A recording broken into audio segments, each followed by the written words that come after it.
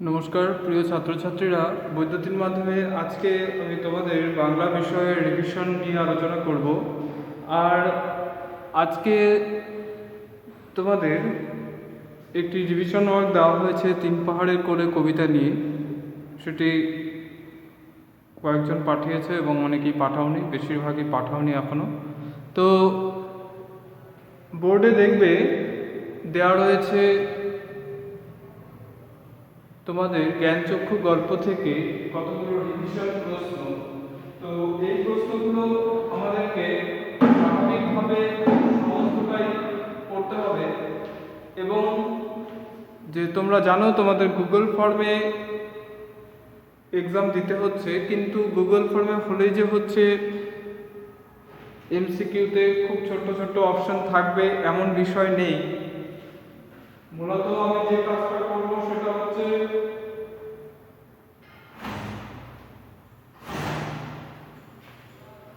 আমি চেষ্টা করছি যে পুরোটাই হচ্ছে কি তোমাদের যাতে বিষয়গুলোর সঙ্গে বেশ সম্পর্কিত রেখে কোশ্চেন করা যায় সেক্ষেত্রে।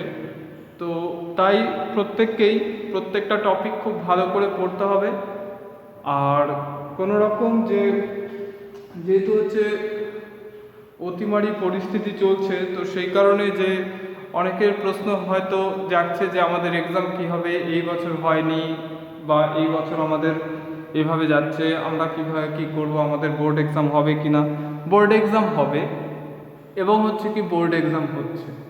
এই কথাটি কেন বলেছি, তার কারণ হচ্ছে যে মূলত এটা মনে রাখবে যে যেহেতু কোভিড পরিস্থিতি চলছে, তো সেই কারণে তোমাদের বাড়িতেই হচ্ছে কি এখন পুরো একটা ধারাবাহিক রুটিনের মধ্য দিয়ে তোমাদেরকে পড়াশুনো করতে হবে। এবং কি যে প্রত্যেক দিনের সকলে যেভাবে ক্লাস নিচ্ছে ভিডিওর মারফত বা হচ্ছে গুগল মিট, জিও মিট, যেভাবেই হচ্ছে, এটাই হয়তো কি যে এরকম পরিস্থিতির মধ্যে এটাই হয়তো একটা স্বাভাবিক অবস্থা। এবং এটাকেই আমাদের মেনে নিয়ে প্রত্যেকটা এক্সাম, ক্লাস টেস্ট থেকে শুরু করে পিরিয়ডিক টেস্ট 1, 2, পরবর্তীতে হাফ ইয়ারলি বা প্রি বোর্ড যেটাই হোক, প্রত্যেকটাই হচ্ছে ইম্পর্টেন্ট। কারণ হচ্ছে কি যে সিবিএসই এবার হচ্ছে প্রত্যেকটা বিষয়ের ওপর, অর্থাৎ লাস্ট ইয়ার যারা এবার হচ্ছে 11-এ আছে, তাদের ক্লাস 10 স্ট্যান্ডার্ডে তারা বাড়িতে যতগুলো হচ্ছে অনলাইন এক্সাম দিয়েছিল সমস্ত এক্সামকেই তারা হচ্ছে কি ইম্পর্টেন্স দিচ্ছে। তাই যেহেতু হচ্ছে কি কোভিড পরিস্থিতি এখনও হচ্ছে আমাদের নিয়ন্ত্রণে আসেনি, তো সেই কারণে আমরা ভেবে নিচ্ছি যে পরবর্তীতেও হয়তো আমাদেরকে এভাবেই চলতে হবে।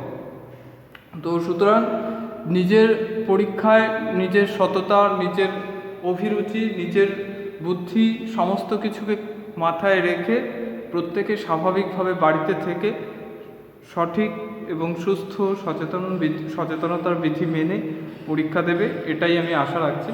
তো তোমাদের রিভিশন ওয়ার্ক নিয়ে অনেক কিছুই আমার করানো হয়েছে। তো সেই অনুযায়ী এখানে 6টা প্রশ্ন দেওয়া রয়েছে। এই 6টা প্রশ্ন তোমরা অবশ্যই ভিডিও দেখার পর আমাকে করে সেন্ড করবে। আজকে আমি নতুন একটি বিষয় নিয়ে আলোচনা করব। বিষয়টির নাম হচ্ছে আলোবাবু। তো এই আলোবাবু বিষয়টি আমাদের একটি নতুন বিষয়।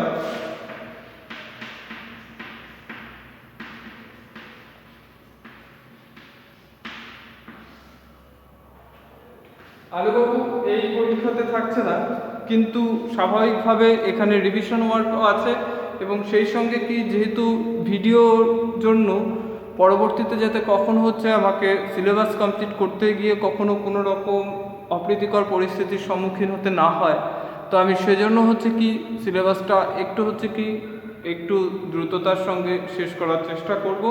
এবং তোমাদের যে কোনো টপিক সম্পর্কে যা প্রশ্ন রয়েছে অবশ্যই আমাকে করবে, এবং যে কোনো সময় আমাকে ফোন করে নিতে পারো, অথবা হচ্ছে আমাকে মেসেজ করলেও হবে।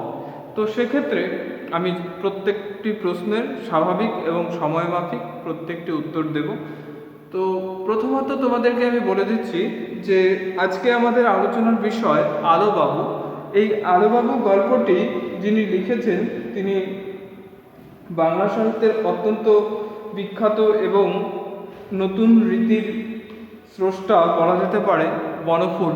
তো বনফুল তার আসল প্রকৃত নাম হচ্ছে বলাইচাঁদ মুখোপাধ্যায়। তো বনফুল হচ্ছে তার ছদ্মনাম। তোমরা এই স্পেলিংটাই লিখবে, কারণ অনেকেরই হচ্ছে কি স্পেলিং নিয়ে ভীষণ রকমের সমস্যা অনেকেরই রয়েছে। তাই যাদের প্রবলেম নেই তারা হচ্ছে কি অবশ্যই এটা লিখবে। আমি চেষ্টা করবো, সবাই চেষ্টা করবে। বলাইচাঁদ, চাঁদের চন্দ্রবিন্দু আছে,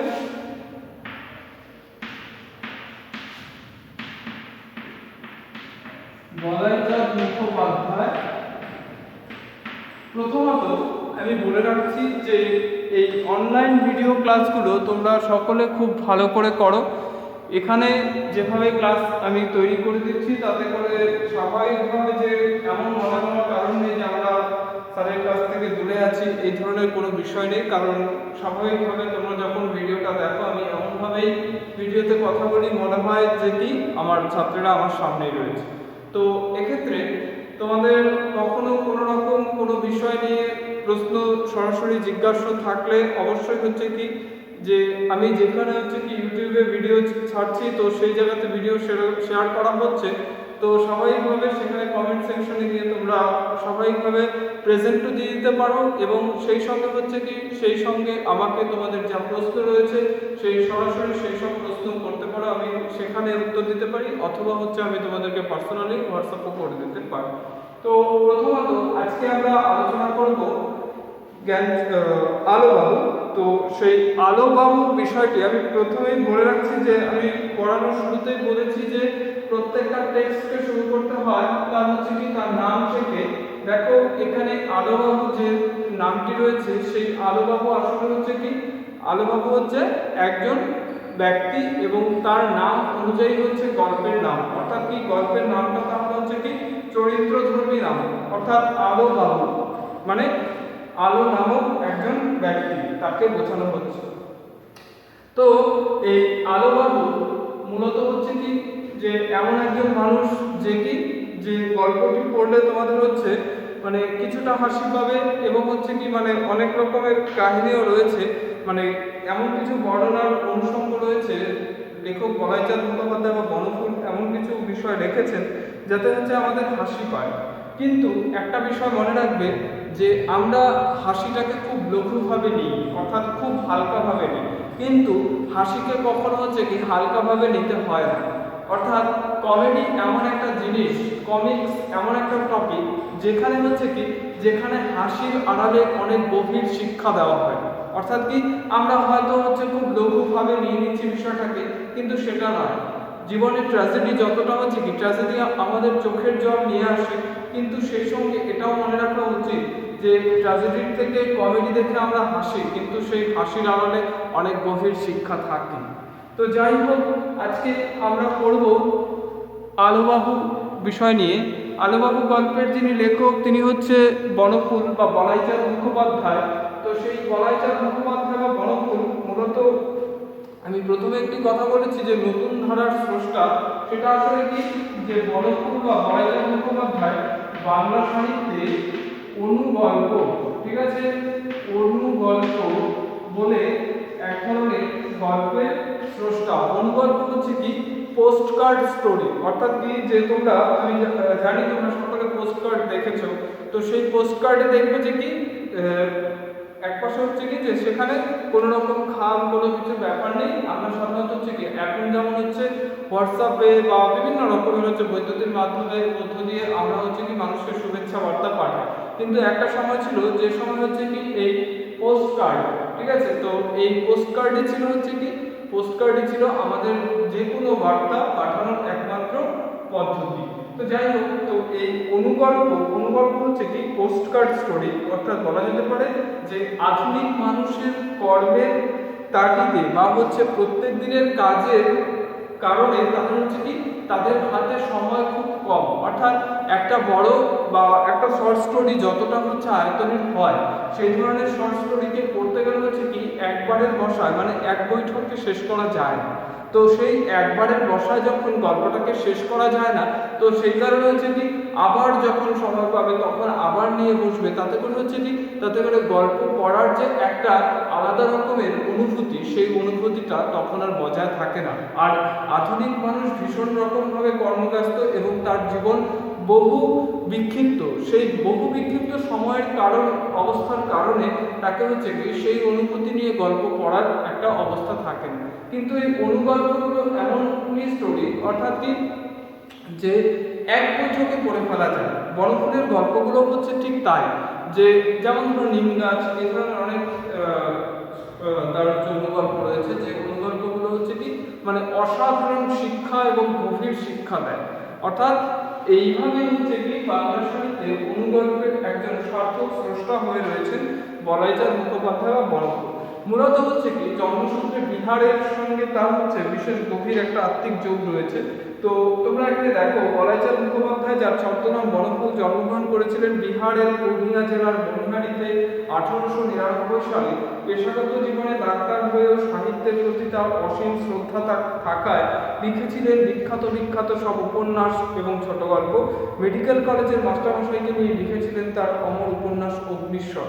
এই অগ্নিশ্বর উপন্যাসটি অসাধারণ একটা উপন্যাস এবং স্বয়ং উত্তম কুমার হচ্ছে এই অগ্নিশ্বর উপন্যাস নিয়ে যে সিনেমা হয়েছে তাতে অভিনয় করেছেন।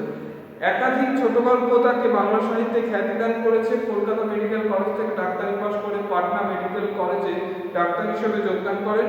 লেখার মধ্যে উঠে এসেছে ট্রেনের দৃশ্য, প্ল্যাটফর্মের দৃশ্য, হয়তো যাতায়াতের পথে পথিকের অভিজ্ঞতা তার লেখার মাথায় হয়েছে। কাহিনী নির্বাচনে অসাধারণ দক্ষ এই শিল্পী লিখেছেন স্থাবর, জঙ্গম, হাটে বাজারে, মন্ত্রমুগ্ধ প্রভৃতি সব উপন্যাস। রবীন্দ্রনাথ তার প্রশংসায় পঞ্চমুখ ছিলেন। ছোট গল্পের রচয়িতা, বাংলা সাহিত্যের ক্ষুদ্রতম ছোট গল্পেরও জনক তিনি। এই মহান শিল্পী তিরোহিত হন 1979 সালে। তো দেখো এখানে বনফুলের সম্পর্কে অত্যন্ত সংক্ষিপ্ত পরিচয় দেওয়া রয়েছে লেখক সম্পর্কে, কিন্তু ব্যক্তিগত জীবনে তিনি ছিলেন একজন জেনারেল ফিজিশিয়ান। তো সেই কারণে হচ্ছে কি তার প্রত্যেকদিন প্রচুর রোগীদের সঙ্গে তার কথাবার্তা হতো। তারা হচ্ছে কি চিকিৎসার কারণে এই চিকিৎসকের কাছে আসতেন এবং সেই লেখক বনফুল তাদের মধ্যে থেকেই হচ্ছে কি তার গল্প নির্বাচন, গল্পের কাহিনী তিনি এখান থেকেই খুঁজে নিতেন। এরকম একটা গভীর প্রজ্ঞা এই বনফুল বা বলাইচাঁদ মুখোপাধ্যায়ের মধ্যে ছিল। তার পাশাপাশি তিনি হচ্ছে অত্যন্ত বন্ধু বৎসল ছিলেন, অর্থাৎ যে বন্ধুদের প্রতি তার একটা গভীর ভালোবাসা ছিল, যে গভীর ভালোবাসার কারণে সাত্ত্বিক ব্রাহ্মণ হয়েও হচ্ছে কি ব্রাহ্মণ জীবনযাপন সাত্ত্বিকতা সমস্ত কিছুই তার মধ্যে ছিল। কিন্তু সেই সঙ্গে তিনি তার বাড়িতে যখন বন্ধুরা আসতেন তখন নেশাদের কাজটা নিজে করতেন। অর্থাৎ হচ্ছে কি যে বন্ধুদেরকে বিভিন্ন রকমের ভালো খাবার দাবার, মাংস রান্না করে হচ্ছে নিজে খাওয়াতেন। এতটাই হচ্ছে বন্ধু বৎসল এবং এতটাই হচ্ছে কি তার বন্ধুদের প্রতি সৌজন্যবোধ, বিশেষ করে আত্মীয় পরিজনদের প্রতি সৌজন্যবোধ এতটাই হচ্ছে কি তার ছিল। তো আজকে আমরা বলাইচাঁদ মুখোপাধ্যায়ের আলোবাবু নিয়ে আলোচনা করছি। দেখো আলোবাবু গল্পটি অত্যন্ত মজার একটি গল্প, তো তোমাদের ভালো লাগবে, আমি নিশ্চিত ভালো লাগবে। তো সেক্ষেত্রে প্রথমেই বলে নিচ্ছি যে আলোবাবু মানুষটি কেমন। আলোবাবু মানুষটি হচ্ছে কি আলোবাবু মানুষটি এক কথায় বলতে গেলে স্নেহ, ভালোবাসা এই বিষয়গুলি হচ্ছে তার মধ্যে অনেক গভীর আছে। অর্থাৎ কি যে কোনো মানুষকে সাহায্য করতে খুব ভালোবাসেন। শুধু মানুষ নয়, সেটা হচ্ছে কি মানে জীবজন্তু থেকে শুরু করে সকলকেই হচ্ছে তার একটা গভীর ভালোবাসার ইচ্ছে রয়েছে। তো এরকম মানে শুরু থেকেই হচ্ছে কি আলোবাবু সম্পর্কে কথক আমাদেরকে সেরকম একটা পরিচিতি করিয়ে দিয়েছেন। কিভাবে? সবাই তাকে আলুবাবু বলতো। দেখো নামটা কেমন হাস্যকর, আলু বলে ডাকতো তাকে। আসলে কি এরকম হচ্ছে বিভিন্ন মানুষকে হচ্ছে কি তার প্রতিবেশী বা তার মানে যারা পরিচিত থাকে তারা অনেকে হচ্ছে কি ইভেন হচ্ছে কি তোমাদের মধ্যেও এরকম অনেকেই আছে, তোমাদের প্রত্যেকেরই বন্ধু মহলে একটা সুন্দর হাসির নাম রয়েছে, তাই তো? তো সেক্ষেত্রে আমি নিজেও জানি অনেকেরই নাম। তো এখন কথা হচ্ছে কি যে সবাই তাকে আলোবাবু বলতো। তো কিন্তু আসল নাম হচ্ছে আলো। আলো মানে আলো বলতে আমরা সাধারণত আমাদের সঙ্গে সঙ্গে আমাদের মাথায় যেটা আসে যে বেশ মনে হয় মানুষটা দেখতে ফর্সা হবে, সুন্দর হবে, সৌম্য কান্তি হবে, এরকম আর কি বিষয়। কিন্তু এই আলোবাবু মানুষটির হচ্ছে কিন্তু চেহারা একেবারে নামের অনুপযুক্ত, মানে নামের সঙ্গে তার চেহারা মেলে না। কিভাবে দেখো, যে চেহারা অবশ্য নামের উপযুক্ত নয়, গায়ের রং কুচকুচে কালো, মুখটি বেগুন পোড়ার মতো, তার উপর কালো গোঁফদাড়ি, যুগ্ম ভ্রু, মাথায় ঘাড় পর্যন্ত লম্বা বাবরি চুল। তো বাবরি চুল বিষয়টা হচ্ছে কি, মানে বেশ হচ্ছে ঢেউ খেলানো, এক কথায় হচ্ছে বলা যেতে পারে, মানে পুরো হচ্ছে কি, মানে চুলগুলো হচ্ছে কি বেশ কোকটানো, কার্লি। তো সেই হচ্ছে কি কালো গোঁফদাড়ি, যুগ্ম ভ্রু, মাথায় ঘাড় পর্যন্ত লম্বা বাবরি চুল, গলায় তুলসীর মালা, সেটিও কালো হয়ে গেছে। পরনের থানখানি অবশ্য ধপধপে সাদা, গায়ের চাদরখানিও সাদা। আলু থালু জামা গায়ে দিতেন না, জুতো পরতেন না। একদিন সকালে আমার বৈঠকখানায় ঢুকে নমস্কার করে কাঁচুমাচু হয়ে দাঁড়িয়ে রইলেন। সেদিনই প্রথম দেখলাম তাকে। কি চাই আপনার? অনুগ্রহ করে একটু কাজ করে একটু সাহায্য করবেন আমাকে। সাহায্য প্রার্থী অনেক আসে, অধিকাংশ লোকই টাকা চায়। ভাবলাম ইনিও বোধ হয় সেই দলের। মনে মনে একটু বিরক্ত হলাম, কিন্তু মুখ ফুটে বিরক্তি প্রকাশ করতে পারলাম না, বরং বললাম অসম্ভব না হলে নিশ্চয়ই করব, বলুন কি করতে হবে। তার বাঁ হাতে একটি ছোট্ট থলি ছিল, তার ভিতর হাত ঢুকে একটি ছোট্ট পাখির ছানা বার করলেন। একটা ছোড়া এই পাখির ছানাটার পায়ে দড়ি বেঁধে টেনে টেনে টেনে নিয়ে বেড়াচ্ছিল। আমি 2 আনা পয়সা দিয়ে বাচ্চাটাকে নিয়েছি তার কাছ থেকে। মনে হচ্ছে এর পায়ে লেগেছে। পায়ে দড়ি বেঁধে টেনে নিয়ে বেড়াচ্ছিল কি না একটু দেখবেন দয়া করে। শুনেছি আপনি বড় ডাক্তার। দেখলাম পাখির ছানাটিকে পায়ে সত্যি লেগেছিল। 3-4 আইটেম লাগিয়ে বেঁধে দিলাম। অর্থাৎ কি, চিকিৎসক এখানে হচ্ছে কি, দেখো আমি মানে গল্পটা হচ্ছে কি উত্তম পুরুষের কথন রীতিতে রয়েছে। আর এই উত্তম পুরুষের কথন রীতিতে থাকার জন্য আমি শব্দটা এসেছে। তো সেই কারণে এখানে আমির বদলে মানে আমি শব্দটা বলেছে। তো সেক্ষেত্রে আমরা কিন্তু সরাসরি বনফুলকে এখানে গ্রহণ না করে আমরা বলতে পারি যে গল্পের কথক, মানে গল্পের কথক আসলে একজন চিকিৎসক। তো যিনি আমাদেরকে এই গল্পটা শোনাচ্ছেন তিনি হচ্ছে একজন চিকিৎসক। তারপর কি করবেন? এটাকে নিয়ে পুষবেন না, ভালো হলে ছেড়ে দেব। জীবন্ত কোনো জিনিস পোষবার সামর্থ্য নেই আমার। ইচ্ছে করে খুব, কিন্তু পয়সা নেই, সেজন্য বিয়েও করিনি। অর্থাৎ কি, যে আদবাবু আজীবন হচ্ছে কি চিরকুমার থেকে গেছেন। অর্থাৎ কি, অর্থের দৈন্যতার কারণে তিনি হচ্ছে বিয়ে থা করেননি। কুণ্ঠিত দৃষ্টি তুলে একটু হেসে চাইলেন আমার দিকে। ও, এর আগে তো দেখিনি আপনাকে। কোথায় আছে? অবিনাশবাবুর বাড়িতে। দিন 7 হলো এসেছি। আরেকবার কুণ্ঠিত দৃষ্টি তুলে চাইলেন। অবিনাশবাবু এখানকার নামজাদা উকিল একজন। অবিনাশবাবুদের সঙ্গে আত্মীয়তা আছে বুঝি? দেখো আলোবাবু, আমি এই পর্যন্ত যতটা পড়লাম তাতে কিন্তু প্রচুর এমসিকিউসের জন্য অনেক প্রশ্নই রয়েছে। কিন্তু আলোবাবু মানুষটি কেমন অস্বাভাবিক যে হচ্ছে কি, যে একদম হচ্ছে কি, যে একজন অপরিচিত মানুষ। আসলে কি, তিনি তো আর সেই চিকিৎসককে জানতেন না, কিন্তু চিকিৎসকের সঙ্গে তিনি একেবারে তার মনের গোপন কথাটি বলে দিলেন। অর্থাৎ তার হচ্ছে কি, তার যে কোনো প্রাণী পুষতে হচ্ছে ভালো লাগে, কিন্তু তিনি সেটা পুষতে পারেন না। কেন পারেন না সেটা বলে দিয়েছে, এবং সেই অর্থ না থাকার কারণে তিনি যে বিয়ে করেননি এরকম একটা গোপন খবর সেটাও তিনি হচ্ছে কি এক বাক্যে দিয়ে ফেলেন। তার মানে বলাই যায় যে আলোবাবু মানুষটি হচ্ছে কি মনের দিক থেকে অত্যন্ত হচ্ছে কি সরল স্বভাবের। ঠিক আছে, মনের দিক থেকে অত্যন্ত সরল স্বভাবের। তারপর, না তেমন কিছু নয়, আমার এক দুঃসম্পর্কের ভাগ্নির বন্ধুর শ্বশুর উনি। এরকম ব্লাড রিলেশন থাকলে আমরা পৃথিবীতে প্রত্যেকটা মানুষই হচ্ছে কি সবাই হচ্ছে কারো না কারো আত্মীয়, তাই তো? সবাই সবার আত্মীয়, কোনো না কোনোভাবে সবাই সবার সঙ্গে সম্পর্ক। এই আলোবাবুর যেরকম অবস্থা দেখালো, তার মানে আলোবাবু মানুষটি হচ্ছে অযৌক্তিক একটা ভিত্তি তৈরি করে। কিভাবে? দেখো, অবিনাশবাবু হচ্ছে তার এক দূর সম্পর্কের ভাগ্নির বন্ধুর শ্বশুর। আসলে লোক খুব ভালো, তাই দয়া করে থাকতে দিয়েছেন। আলোবাবু পাখির ছানাটি নিয়ে চলে গেলেন। দিন কয়েক পরে অবিনাশবাবুর বাড়ি যেতে হয়েছিল। সেখানে আলোবাবুর সঙ্গে আবার দেখা হয়ে গেল। দেখলাম তিনি একটি দেশি কুকুরের বাচ্চার পরিচর্যায় নিযুক্ত হয়ে আছে। তার মানে গল্পের কথক কোথায় গিয়েছেন? গল্পের কথক গিয়েছেন অবিনাশবাবুর বাড়িতে, এবং সেখানে গিয়ে তিনি কি দেখলেন যে আলোবাবুর সঙ্গে তার দেখা হলো। দেখলাম তিনি একটি দেশি কুকুরের বাচ্চার পরিচর্যায় নিযুক্ত হয়ে আছেন। পরিচর্যা মানে কুকুরটাকে হচ্ছে আদর যত্ন করছেন। আমাকে দেখেই একমুখ হেসে বললেন, বিনুবাবুর কুকুর এটি। অর্থাৎ যে কুকুরটি সেটি হচ্ছে বিনুবাবু।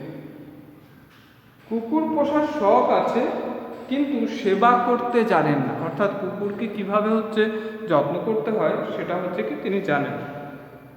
দুটো চোখে এতক্ষণ পিছুটি ভর্তি ছিল, তুলো ভিজিয়ে পরিষ্কার করছিল। ঠিক আছে, অর্থাৎ দুটো চোখে হচ্ছে কি সাদা সাদা সান্দ্র পদার্থ লেগেছিল, তো সেটাই হচ্ছে কি পরিষ্কার করে দিচ্ছে। বিনু অবিনাশের ছেলে, বয়স 10 বছর। তার মানে অবিনাশবাবুর এক ছেলের বয়স কত? 10 বছর। অবিনাশবাবুর সঙ্গে দেখা হলো একটু পরে। বললাম, আপনার এই আলুবাবু লোকটি তো অদ্ভুত ধরনের মনে হচ্ছে। হ্যাঁ, অদ্ভুতই।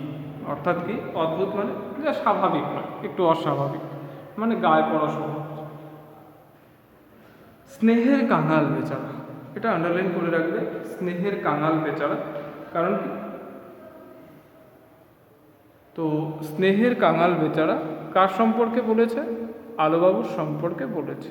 অর্থাৎ আলোবাবু হচ্ছে কি স্নেহের কাঙাল। দেখো, গরিবও খুব। আপনার সঙ্গে আলাপ হয়েছে নাকি? কার? আলোবাবু। আপনার সঙ্গে আলাপ হয়েছে নাকি? হ্যাঁ, এক পাখি পেশেন্ট নিয়ে গিয়েছিল আমার কাছে। দেখবেন তো যদি ওর চাকরি বাকরি জুটিয়ে দিতে পারেন কোথাও। কার? আলোবাবুর। সেবা করতে বড় ভালোবাসে, বিশেষত বিশেষ সেবার পাত্র বা পাত্রী যদি অসহায় হয়। দিন কতক পরে সিভিল সার্জনের সঙ্গে দেখা হল। কার? সিভিল সার্জনের সঙ্গে দেখা হল। তারপর একসঙ্গে কলেজে পড়েছিলুম। কে? গল্পের কথক আর সিভিল সার্জন হচ্ছে কি একই কলেজে পড়াশুনো করেছিল। কি হলো এরপর? কথায় কথায় আলোবাবুর কথা উঠে পড়ল। সিভিল সার্জন বললে, এখানকার হাসপাতালে ওকে প্রবেশনার ড্রেসার করে ঢুকিয়ে নিতে পারে, তবে 10 টাকার বেশি এখন পাবে না। পরীক্ষায় পাশ করলে তখন মাইনে পাবে। কার? আলোবাবু। অর্থাৎ আলোবাবুকে হচ্ছে কি হাসপাতালে ড্রেসার হিসেবে নেবে। ঠিক আছে, তো ড্রেসার মানে সাধারণত হচ্ছে কি যে দেখবে এক ধরনের ওয়ার্কার থাকে যারা হচ্ছে যে ইমার্জেন্সি ওয়ার্ডেই বেশি থাকে, এবং সার্জিক্যাল ওয়ার্ডেও হচ্ছে তাদেরকে নিয়ে যেতে হয়, তারা যায়। তো সাধারণত হচ্ছে কি যে একটা সার্জারির পরে তার হচ্ছে কি আরও অনেক কাজ থাকে। তো সেক্ষেত্রে তাদের দ্বিতীয়বার যখন হচ্ছে কি যেদিন হচ্ছে ব্যান্ডেজ কাট করতে হয়, তো সেই ব্যান্ডেজ কাটার দিন তাদের সেই জায়গা ক্ষতস্থান হচ্ছে ভালো করে পরিষ্কার করে সেখানে হচ্ছে কি আরও নানান রকমের ওষুধ লাগিয়ে দিতে হয় এবং আবার ব্যান্ডেজ করতে হয়। এই কাজগুলো হচ্ছে কি এই ড্রেসারেরা করে। তো আলোবাবুকেও ঠিক সেই কাজের জন্য নেওয়া হবে। আলোবাবু হাসপাতালের আউটডোরে রোগীদের ঘা ধোয়াতে লাগলেন। মাসখানেক পরে কিন্তু চাকরিটি গেল তার। কার? আলোবাবুর চাকরি কিন্তু চলে গেল। একদিন আমার ল্যাবরেটরিতে এসে শুষ্ক মুখে বসে আছে। কে? আলোবাবু শুষ্ক মুখে বসে আছে। কি করছে? কি খবর? আমাকে দূর করে দিলে। কেন? একটা লোকে পায়ের ঘা কিছুতেই সারছিল না, সেই আমাকে একটা ওষুধ দেখিয়ে দিয়ে বলল, ওই ওষুধটা দাও, তাহলে সেরে যায়। ওটা লাগিয়ে অনেকের নাকি সেরে গেছে। দিলুম ওষুধটা লাগিয়ে। আর প্রায় সঙ্গে সঙ্গে লোকটা চিৎকার শুরু করে দিলে সে এক হই হই ব্যাপার। ডাক্তারবাবু এলেন, তিনি তো চোটেই লাল, বললেন, কার হুকুমে তুমি খায়ে কার্বনিক অ্যাসিড ঢেলে দিয়েছো? আমি আর কি বলবো, চুপ করে রইলাম। ডাক্তারবাবু আমাকে দূর করে দিলেন। আমি ওর ভালোর জন্যই ওষুধটা দিয়েছিলাম, আর ওর কথাতেই দিয়েছিলাম। কখনো আমরা এরকম শুনিনি যে হচ্ছে কি, যে পেশেন্টের কথায় হচ্ছে কখনো হচ্ছে যে ডাক্তার হচ্ছে ট্রিটমেন্ট করবে। তো অর্থাৎ সেই হচ্ছে কি আলোবাবু সেই কাজ করছিলেন, কিন্তু তিনি হচ্ছে কি তাকে সেই রোগী বলেছে যে ওই ওষুধটা দিয়ে দাও, তাহলে হচ্ছে আমার সেরে যাবে। এই ধরনের হচ্ছে কি এই ধরনের কাজ হচ্ছে আলোবাবু করেছে। আর আলোবাবুর এই কাজটার জন্য সেই মানে কি তিনি ঘায়ের মধ্যে ফিনাইল ঢেলে দিয়েছে। তো সেই কার্বনিক অ্যাসিড ঢেলে দেওয়ার কারণে হচ্ছে স্বাভাবিকভাবে রোগীর একেবারে পুরো শেষ অবস্থা। তো সেই জন্য এই ধরনের কাজ করার জন্য হচ্ছে কি আলোবাবুকে হাসপাতালের কাছ থেকে বের করে দেওয়া হয়। আসলে হচ্ছে কি আলোবাবু মানুষটি ভালোবাসতে খুব ভালোবাসেন, কিন্তু ভালোবাসাটা যখন হচ্ছে মূর্খের মতন হয়ে যায়, জ্ঞানহীন ভালোবাসাটা কখনো কাম্য না। অর্থাৎ যে ভালোবাসা ঠিক, কিন্তু আজকে যার যে ওষুধটা প্রয়োজন, যার যে অসুখ হয়েছে, সেই অসুখের জন্য উপযুক্ত ট্রিটমেন্ট দরকার। এখন সেই জায়গাতে হচ্ছে কি পায়ে ব্যথার জায়গায় যদি হচ্ছে মাথায় হচ্ছে বাম লাগায়, তাহলে তো সেক্ষেত্রে সেটা তো কখনো মানে সারবে না, উপরন্তু সেটা হাসির কাণ্ড হবে। তো আলোবাবু হচ্ছে কি এই ধরনের কিছু হাসির কাজ করতেন। তো এটা হচ্ছে কি কেউ স্বাভাবিকভাবে বাস্তব দৃষ্টিভঙ্গিতে কখনোই মেনে নিতে পারবে না। তো এই কারণেই হচ্ছে কি আলোবাবুর হাসপাতালের কাজটাও কিন্তু জমে গেল। তো আজকে আমরা আলোচনা এখানেই রাখবো। পরবর্তী ক্লাসে আবার হচ্ছে কি আমরা আলোবাবুর দ্বিতীয় অংশ নিয়ে আলোচনা করব। আজকের আলোচনা এই পর্যন্তই। আর তোমরা রিভিশন ওয়ার্কের জন্য যেটা দেওয়া রয়েছে সেই অংশটা অত্যন্ত গুরুত্ব সহকারে করবে, আমি এটাই আশা করব। তো আজকের আলোচনা এই পর্যন্তই। নমস্কার।